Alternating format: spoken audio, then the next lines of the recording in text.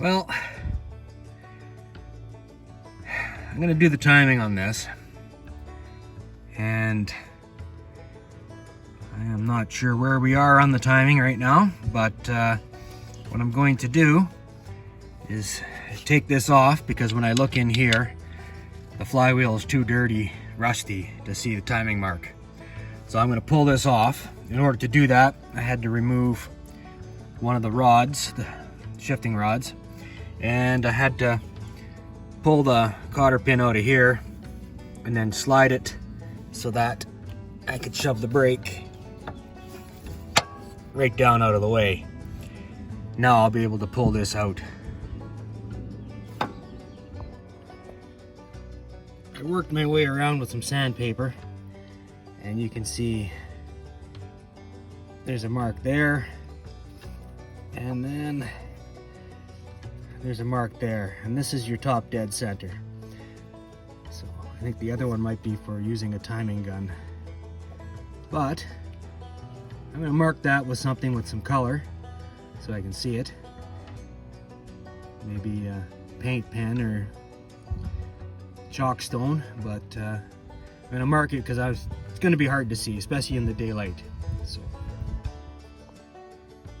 I used a paint pen to mark it. I imagine nail polish would be a really good thing you could use.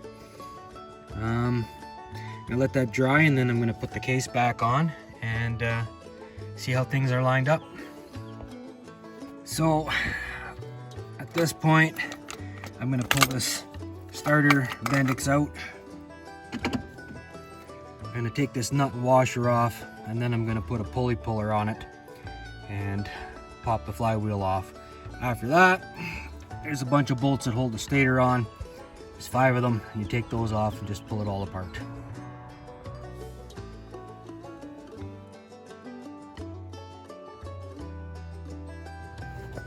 Well, I don't know if you can see, but I believe my timing mark is right there. But I'm going to pull this chain off. So I'm going to take those 3 bolts out again. I'm going to take the tensioner off, and then I'm going to pull the chain back off of there to verify where my timing mark is. And when I pulled the tensioner out, it didn't fully extend, so I think it's sticking.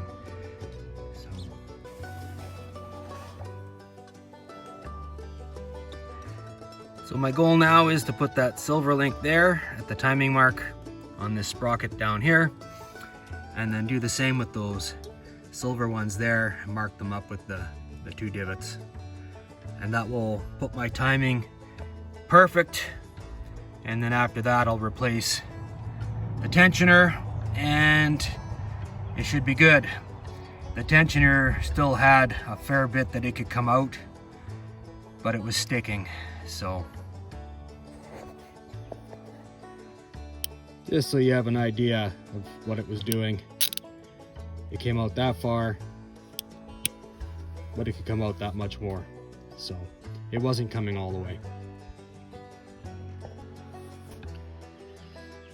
In order to reset this, you take this nut off, this bolt, and there's a spring inside.